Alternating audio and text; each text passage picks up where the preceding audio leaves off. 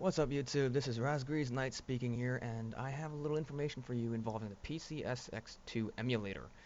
If for those who don't know what an emulator is, it's basically a program that allows you to play games from consoles like the PlayStation, PlayStation 2 on your computer. Some of them are good, some of them are really terrible. This is one of the higher end ones that allow you to really customize your gaming experience. Now, before I get involved in any of that, I want to speak primarily to the people with GTX 970, 960s, anything with a GTX in it for a graphics card on Nvidia. They have a little program in here which really helps out for many of your games. You go into Control Panel and you go into the 3D settings. Go into Manage 3D Settings, and then you can go into Program Settings from there and add whatever you need that you feel needs a boost. This will boost your program's systems and allow you to play a little bit more high end on the program's quality and graphics and all that happy stuff. This really will help you out with any kind of emulator or program you feel like needs some extra boosting, or if you just feel like something like MapleStory needs a little buffer. I don't know, but it really does help. Now, PCSX2 has been around for God knows how long, since I last can remember, about 10 years ago. Could be longer. Um, I've been messing around with these programs controls for at least 3 years now, and I've just found one that finally fixed Ace Combat 5, one of the most pesky and annoying gems of the PS2's era. The settings also seem to have fixed a very annoying bug with my sound, which caused stuttering and like freeze frame and slowing down of the program, which honestly I could not find anywhere else. I was surprised that this is the first time I've actually tried something that worked. So I figure I'll help you guys out and give you a little explanation to how this is going to happen. So what you're going to want to go into is your configuration and your emulation settings first. This is your down to your core. This is the primary source of your emulator's program. It'll be different for each emulator, of course. So I'm working with the PCSX2 1.2.1. So it's going to be a little different for whatever other programs are using. I'm pretty sure none of them are like this. I don't know. I never used any other ones. Um, but basically, you don't want to mess with the EE, You want to keep them all on the recommended. The VU is the same thing. You want to keep them recommended. The GS, you want to drop your frames to draw and frames to skip to 1. Your base frame rate, slow motion, and turbo will go 100, 60, and 160. Don't mess with anything else. Your GS stays the same way as you normally would. I have mine for standard with a zoom of 100, hide window when paused, and double click toggle full screen mode. You don't want to worry about any speed hacks. Speed hacks are a no. I have mine enabled, but I never touched anything. Your game fixes, don't touch them. These only work for certain games, for instance, like Persona and Digimon, Tales of Destiny, and stuff like that. It's for specific games, and they only take processing power from other games just to slow you down, basically. So, after that, you go into your plugin BIOS selection. Your BIOS is, of course, something that you have to find yourself, so don't worry about that. I pulled mine off of my old PS2 that died. So, yeah, good riddance, I guess. My program settings are with the highest end settings that they have. Basically, these three settings here, the 18.0 and the SSE41 and the MSVC, these tell you what setting or what update they are, how high up they are. The bigger the number after the SS or the AV or X, the newer the generation is. So 41 would be the newest one. The higher it is, the more processing power it will take. So you must make sure you have a very good program, processor, RAM, all that stuff. Okay, mine is a GTX 970 i7 quad core with 16 gigabytes of RAM. So mine's up there in like I think it was the 9 percentile bracket of gaming consoles or gaming PCs. So mine's pretty up there. Um, LilyPad is your best pad device for programs. You can try other ones, but I've found my Xbox One and Xbox 360 controllers work best with this. The SPU2, you don't want to mess with that too much. The Zero is an older model that you don't really get to use too often. I've found that the gigahertz are your best one to work with. Linas and CDVD Null are again their older ones, which don't get updated too often lately. And don't worry about the USB, FW, or Dev9, because honestly, there's nothing to really change with those, as you can see. Now, I have mine set to select a folder from the PCX2's plugins separately from everything else. But that's besides the point. It doesn't really affect anything once you play. It's just where you go for plugins. And then you can change your folders, your save states, your snapshots, logs and dumps and all that stuff wherever you need to go. After that, I shouldn't have closed that, but whoops. You go into configure for your GS, which is your graphics settings. Now, as you can see, mine's a GTX 970. I have mine set up for the Direct3D 11 software. This, I've found, for some reason, works better than the hardware. Why, I don't know, but that's just what my computer likes. You don't need to worry about anything in the D3D, because after you change it to 3D 11, I believe it just kind of says no to anything different. For me, I put the Shade Booster FXAA and the FX shaders on. You don't need to, and you don't need to work with anything in here. I only did that because I like the way it looks, honestly. Same with the Edge anti-aliasing. That's not required. It's just something that I find nice. Now these three are the main cause of changing anything. So, there's that. Now, the next thing you want to look at is your audio. Okay, that would be your SPU2. You go into your plugin settings for here. Now, I've found that 4-Catmull ROM is nice, but it gives a popping sound. I switched it down to Hermite, and I switched the Audio 2 from Direct Sound to Audio 2, the new one, from Direct Sound to Audio 2, recommended. This completely removed the popping sound, and it kept the game with the sound steady. It wasn't popping, it wasn't slowing down. I didn't really mess with this. Time stretch, basically what it does is it slows down the game to synchronize with the sound.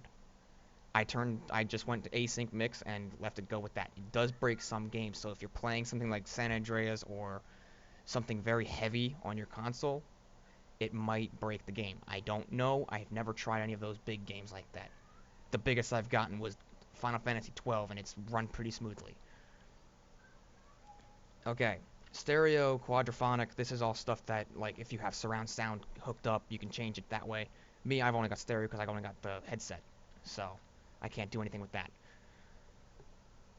Don't worry about the Winamp DSP plugin. Those are for the advanced settings and whatnot. Debug option is for, like, if you have issues with your program itself. Don't worry about that. After that, you hit OK. And let's give Ace Combat 5 a try. Swap the disk, system, and then I boot it fast, so. You bugger. Oh, right, because I renamed them. Duh.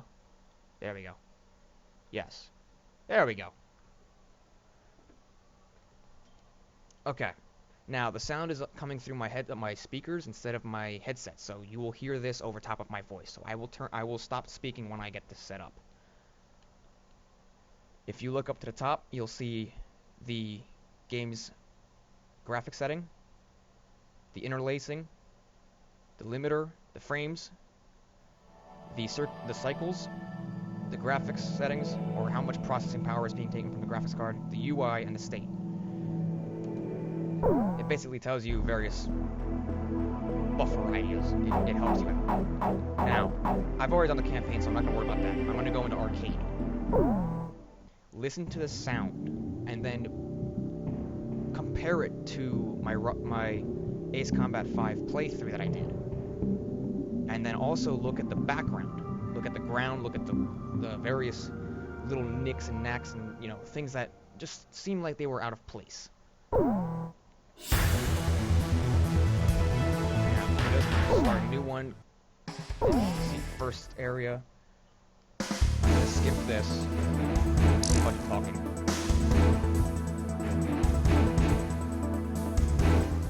Okay, now this is where the important part comes in. Mobius 1, engage. Clear to engage. The ground is no longer locked on. Not making weird things that like don't belong there. The game is running smoothly. There is no lag. Locked on. Fox 2. You're in gun range. There is no problem.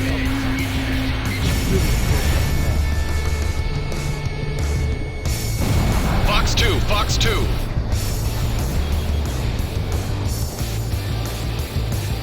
Locked on. Target hit.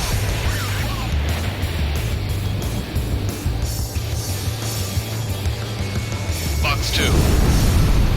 Splash 1, Splash 1. Locked on.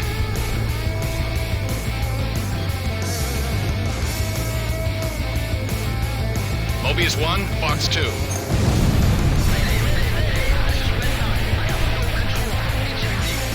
Radar lock.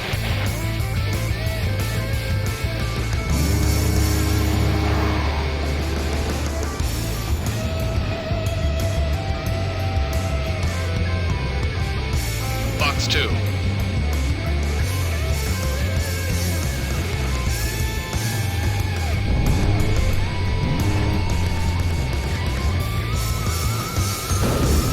Nice kill. Radar lock.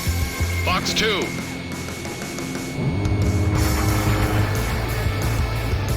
Missile shot trashed. Out of missiles. Now, I'm not too worried about missiles. These are the settings that I've gotten.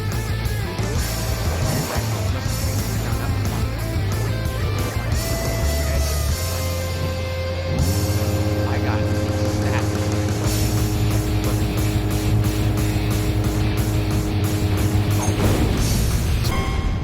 Mobius 1 crashed. Now, I'm going to start up another game. So we will hit escape on that. ISO select, and then we'll go browse, and we'll try Budokai.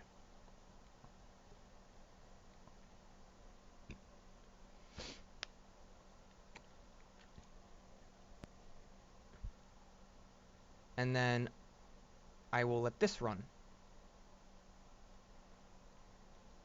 Skip all this happy stuff.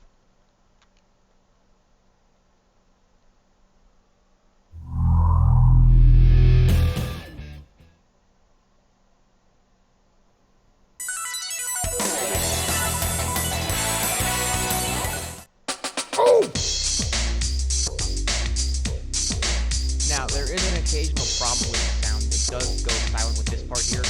Basically, moving certain buttons will not trigger the sound that it's supposed to. I think it's actually something that involves the ISO itself. Which in this case, it didn't happen. I found that restarting it works perfectly fine. Other times it doesn't. I'm not entirely sure what the problem is with that.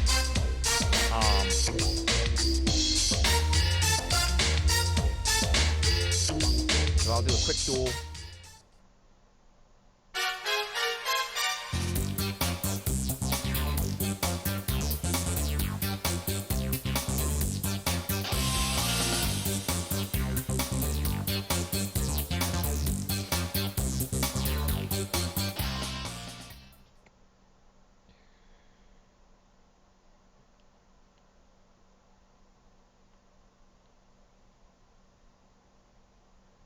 Let's get on with it. Come on. Ready? Fight!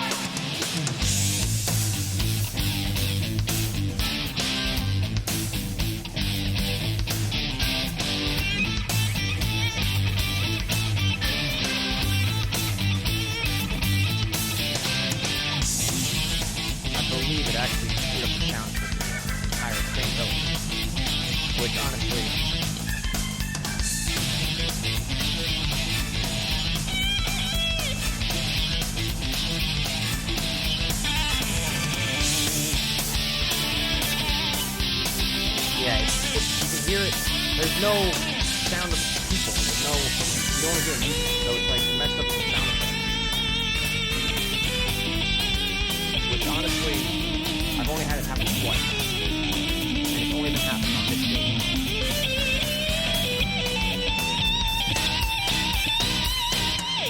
So, what we'll do is we'll stop this one. We will reselect the ISO by swapping them out.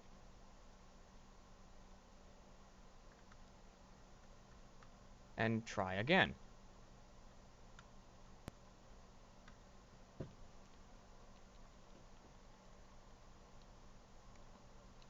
This worked last time with the reset, so it's all dependent on really what your graphics are set up to, what your sounds are set up to.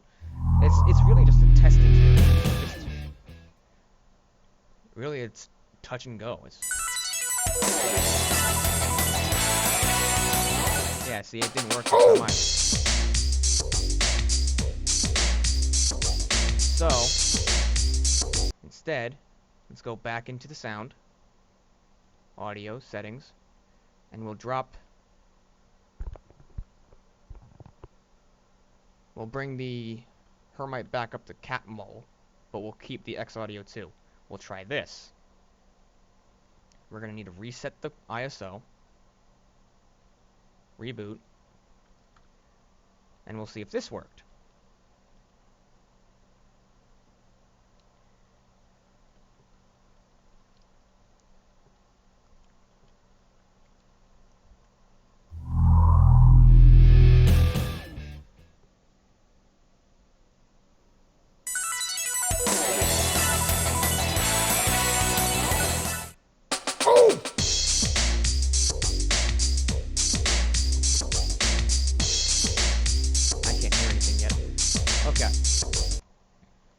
That didn't work. This is literally basically what you have to do. This is a back and forth thing to double check and test, and it's just all kinds of noise. So, we'll switch it back to direct sound. This is the one that slowed my back. It just slowed everything down so much. Why, I don't know.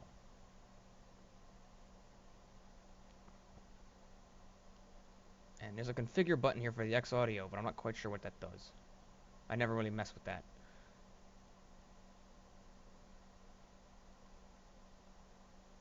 I'm a little curious as to why it's not working now, though. I am a little curious. So, let's try turning off the iOS this way. Some games I have found do not work as well if you swap games. If you boot it up as the first one, it works more often. I don't know. I don't understand it. It's just the way that the emulator is. It's very touchy, I guess you can call it. So we'll see if that's the difference. Let's see if that's the difference.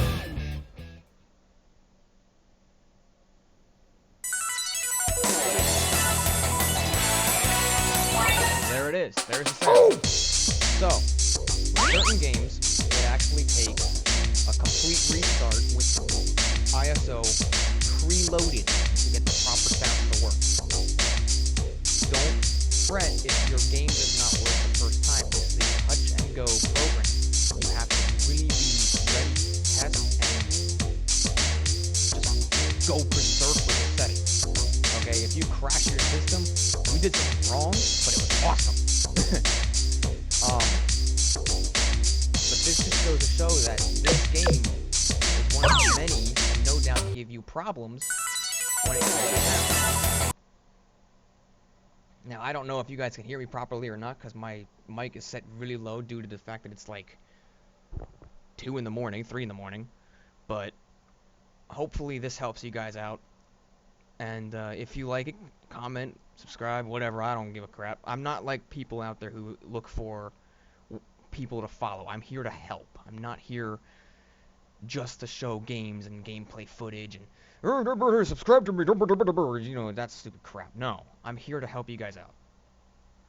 Alright? This is Roz Grease Knight signing out.